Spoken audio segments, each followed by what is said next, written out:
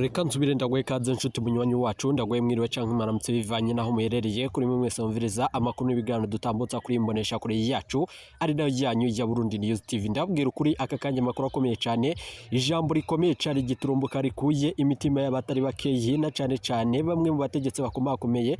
Ni ijambo rikomeye cyane tugira tugaruke ko muri aya makuru akomeye cyane ayijije kudushikira nga mu gihugu cacu c'u Burundi. Reka rero nsubire ndagwe kaze kuri wumviriza amakuru yacu herereye irya nino ku migabane y'amakungu ya kure abatwumviriza muherereye irya nino mu karere k'ibiyaga binini. Reka ndagwe kaze nshuti munywanyi wacu kuri wumviriza amakuru yacu uherereye nga mu gihugu cacu ciza c'u Burundi mu makomine agiye atandukanye mu bisata bitandukanye vy'igihugu. Turabaye kaze muri aya makuru akomeye cyane ayijije kudushikira. Amakuru rero avurwa mu bisata bitandukanye vy'igihugu, gisata ca politique, umutekano n'agateka na muntu mukatorizwa n'umugwa wamenyesha amakuru umuhinga akorera nga mu gihugu c'u Burundi n'abandi bakorera irya nino mu karere k'ibiyaga binini. Reka rero subira ndagukengurukiye cyane nshuti munywanyi kuri waje gupyonda ijambo sabone kuba tarabikora akaniko karyondo gusomonoke musi iyi video urabanditse ijambo sabone pyonde ko uracurabona arakazo jyano nyene pyonde ko hama tuje turabana mu makuru n'ibigano dutambutsa kuri Burundi News TV. Aka kanya rero ingingo nkuru turazifatira ku makuru akomeye cyane yije kudushikira nga mu gihugu cacu ciza c'u Burundi nyuma yuko ibikorwa bitandukanye vyaheza kwibonekeza mu bisata bitandukanye vy'igihugu nyuma yuko amajambo akomeye cyane avurwa mu gisata ca politique,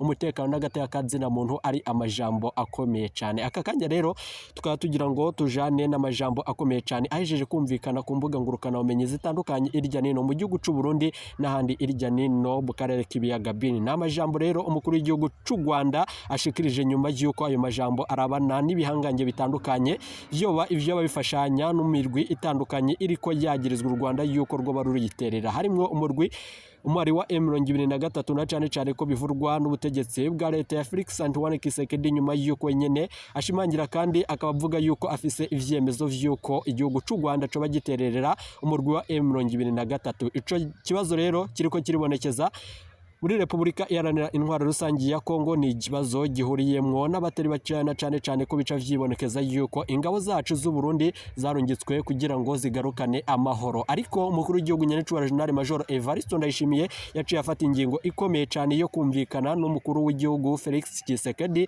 nyuma yuko baciye bakoresha imisho na cyane ko vyaciye biboneka yuko umukuru w'igihugu ciza c'u Burundi yafashe ingingo ikomeye cyane yo kurungika abandi basirikare. Gushika ubu rero amabatiyo ashika 8 niyo yarungitswe ku mwumvikano w'umukuru w'igihugu ciza c'u Burundi nyene General Major Evariste Ndayishimiye. Aka kanya rero bikabigiye kumukwegerana cyane bivanye n'amajambo akomeye cyane avuzwe n'umukuru w'igihugu c'u Rwanda. Ni nyuma yuko amakuru akomeye cyane yaje kudushikira yandi turibuze kuyagaruka ko mu buryo bw'idonido bikamu nyuma zuko ibiriko birabanga mu gihugu ciza c'u Burundi n'akabaramaza. Turaza kuyigaruka ko vyose muri aya makuru nici umukuru w'igihugu nyene General Major Evariste Ndayishimiye wenyene yoba yaciye yishura kubijanye n'amajambo akomeye cyane yumvirije ingabo z'u Burundi. Gushika ubu ngubu hari amajana 2 ashika kuri ubu ngubu yashikanywe mu gisagara ca Bujumbura na cyane ko bafise ubwoba yuko bari buce batabwa mu mvuto na cyane ko vyahora biboneka. Gushika ubu ngubu rero hari n'ayandi makuru avurwa kandi ava mu ishamba cimeza ry'ikibira. Gushika ubu rero turantu akomeye cyane nyuma yuko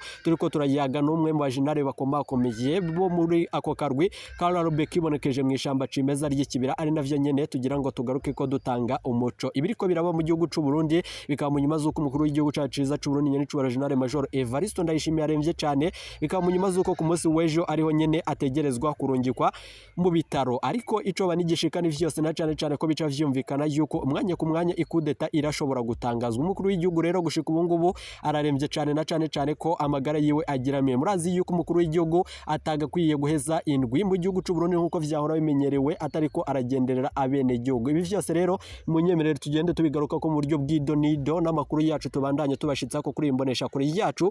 Reka rero tubanze dutangure kuri ayo majambo akomeye cyane yashikirije, mu nyuma turaza kugaruka tubashitsa ko ayo makuru nanditswe abateguri. Hari umuntu wigize kuntera mu biro byanjye, umuhungu wa Rukeba muramuzi cyangwa muramumva? Arantera mu office yanjye araza arambwira ngo umuhungu wa Rukeba wari perezida wa runari cyangwa se wari muri runari, sinzi niba ari perezida cyangwa yari ugomba kumubona. Bose ntimumuzane kandi nta ntambara nshaka na rukeba nimumwihutishe mumuzane intambara zo mfite zirahagije ntabwo nshaka kongeraho iya rukeba baramuzana ajya hangera mu mateka arangije arambwira atari ku ati izi ngabo zawe uyobora atuzi ko ari izanjye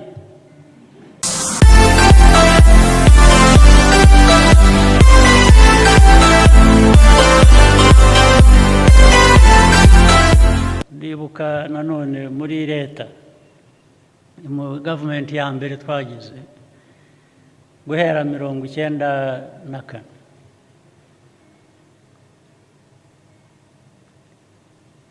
hari ibintu byinshi bigeragezo byinshi ariko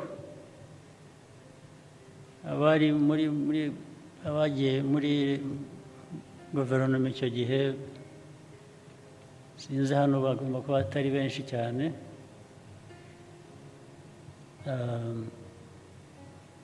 ariko barabizi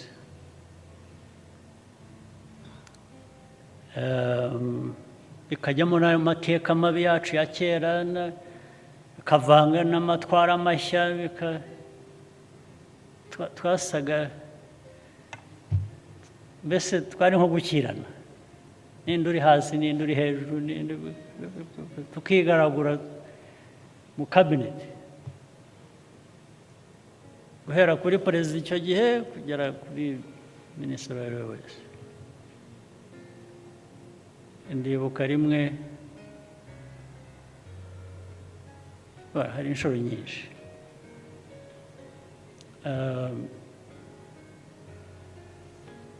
hari umuntu wigeze kuntera mu biro byanjye umuhungu wa rukeba muramuzi cyangwa muramwumva arantera mu ofisi yanjye araza arambwira ngo umuhungu wa rukeba wari perezida wa runari cyangwa se wari muri runari sinzi niba ari perezida cyangwa yari ugomba kumubona rwose ntimumuzane kandi nta ntambara nshaka na rukeba nimumwihutishe mumuzane intambara zo mfite zirahagije ntabwo nshaka kongeraho iya rukeba baramuzana ajya hangera mu mateka arangije arambwira atari ku ati izi ngabo zawe uyobora atuzi ko ari izanjye ntabyo narinze ati ni ingabo zanjye noneho ajya mu mateka ya runara ajya mu shyirahamwe ntabwo nari kujya mbabarire amateka ya runara ntabwo nari nyazi ntabwo ati aba bose akambwira abantu bamwe akambwira ba se babo abana ariko twebwe narizo ko turi Rwanda's Patriotic Front iyi ikaba ari ame ikomoka ati se Rwanda's Patriotic Front ituruka ikomoka mubwira amateka narinzi ya RPF ati abo bose uvuga nitwe pe ariko biba ibintu by'impaka ndende ntese ntoke reka nemere ko ari ingabo zawe tubigere turashaka iki ati ndashaka nyine ko runari igomba kubona umwanya wayo kubera ko mwakoresheje ingabo zayo nko kuvuga ati nanjye ndashaka umwanya hano wicaye abisubiramo hari n'umugabo wankoreraga icyo gihe wajyaga akora translation yitwaga ni semaragiti semaragiti naho ubwo ngo aza kundeba yabanje kuko nakoreraga ahantu hari muri Nyarugenge ngira ngo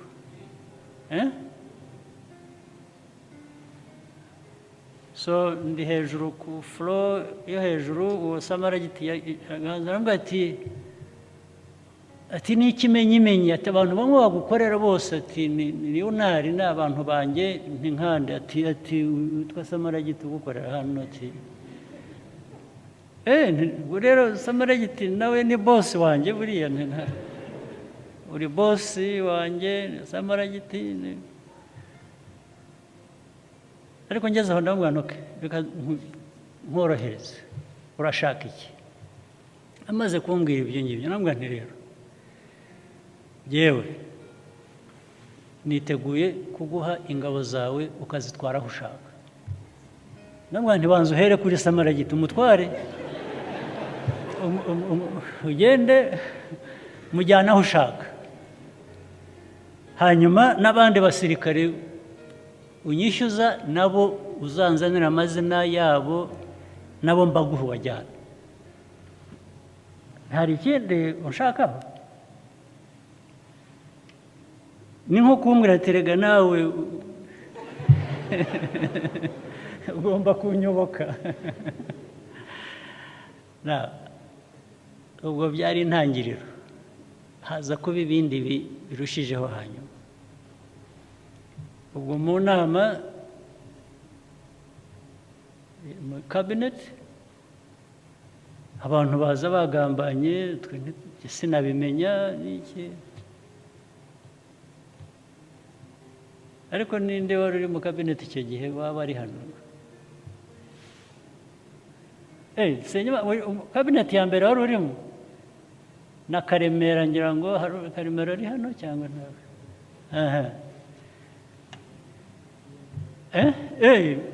nawe wari uri mu ya mbere ubwo barabyibuka baraza kunyongereraho ibyo ntaza kwibuka cyangwa ibyo ndi buvuge ku buryo butari bwo hanyuma tugeze mu kabineti naho abantu bagiye hari conspiracy inama abantu babanje kubishyira ku murongo ibyo biri bugende ubwo perezida yarabaga twicaye Bizimungu icyo gihe hagati iruhande mwicaye iburyo hakurikiyeho Twagiramungu hirya hariho Kanyarengwa hakurikiyeho hirya Sendashonga ndabibuka uko bari bakurikiranye mu kabineti harimo twaga Nkubito wabaye minisita wa justice ni Nkubito bityo ndabibuka uko bari bicaye bakurikiranye tugeze mu kabineti haza item kuri agenda ubundi twagezwagaho agenda turi buganire haza kuza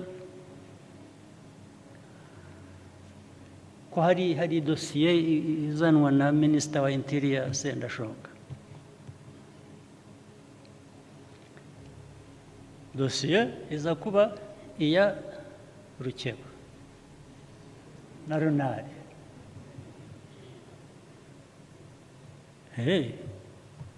ngenda bihorera kuko yari yangezeho namubwiye ibyo namubwiye ndicecekera kabineti irashyuha abantu babanza kuko Runari tugomba hari ibyayo tugomba kuyiha ariko ubwo plan yari ukuzana confusion muri cabinet ndetse no mu the whole ubwo harimo abantu bavuga ariko ya RPF tuzayikira ariko buri gishobora kubisenya nuko twayishyiramo amacakubiri tukateranya abantu ubwo niyo yari plan so baravuga warahiranya Kanyarengwa ati atari ko nibyo ati nibyo, ati dosiye, ati ibintu biratunganye, ati harya, ati seta, ati tubwira, ati bimeze bite. Yari afite fayiro, arayifungura, asoma ibintu mbese ukuntu bakwiye kuzanamo, nabo bagashyiramo, bakazana abantu muri leta, bakagira runari. Kanyarengo aramwakira, Twagiramungu aramwakira, nuko haza n'abandi bankubita baramwakira,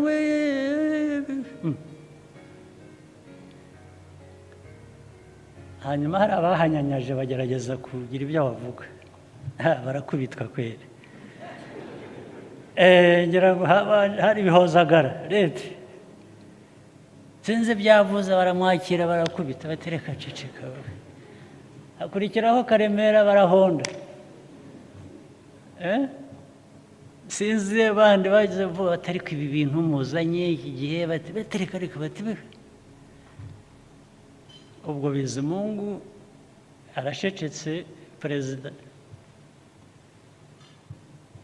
byatinze, mbaza perezida, ariko perezida uravuga iki? Intambara ziri hano mu kabineti, abantu bahererekanya, wowe urabitekereza ute? Ati nanjye nuko mbibona.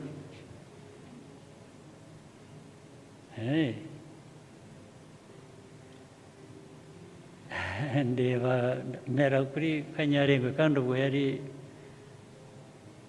umuyobozi mukuru wa RPF. Abaza ariko Kanyarengo nawe, hanyuma se Twagiramungu, ubu Twagiramungu na Kanyarengwe na Kayibanda nimwe mugiye kurwana intambara z'abatutsi na runari? Iyo cynicism murazana y'icyaha ngaha. Why don't you just shut up? Ni mwebwe mugiye kuzana ibi ngibi. Mbaza president, dukiranurega, ntubu nawe se uremeranya nabo? Asa n'ucisha make, ngira ngo abonye, ndabona ariko Kanyari ni cynicism mu cabinet mwazanye. You're just being cynical, muri abantu ubu inzira turimo yo kuva muri aya mateka mabi no kugira ngo dutere, mwadushubije inyuma imyaka yose na politike yayo. Ubu niho mwagiye, twicare tubatega amatwi, dukurikize ibyo muriho mutubwira. Ntabwo kandi muri abayobozi, mwitwa ko muri abayobozi b'iki gihugu, abantu babatezaho amaso. Ubu inzira mudutwaramo niyi. Ubwo ariko bigeze aho ndababwira nti rero,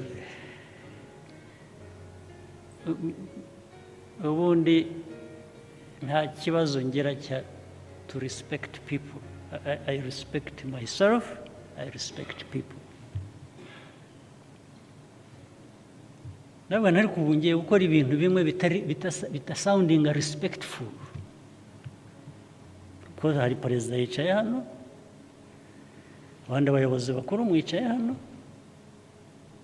kabineti mwaho mwayigize ubusa, mwatusaye muri politiki. Nabwo yewe ntabwo nakwemera ko amaraso yamenetse y'abantu barwanye, turahamba bishwe muri mateka mabi, ntituranabamenya, abanyarwanda barashize, n'abarwanaga nabo abenshi babiguyemo. Twe turi aha ngaha twasagutse ku mahirwe, tugiye kwicara aha mujyaho, mutobange igihugu, mutobange abantu, mutobange. Niba mushaka indi ntambara, we are going to fight it.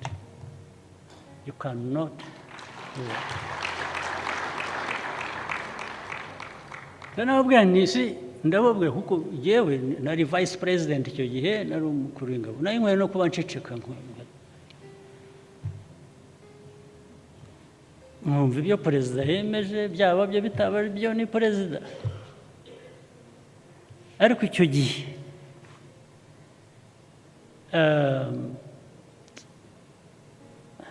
kubera investment of flesh and blood and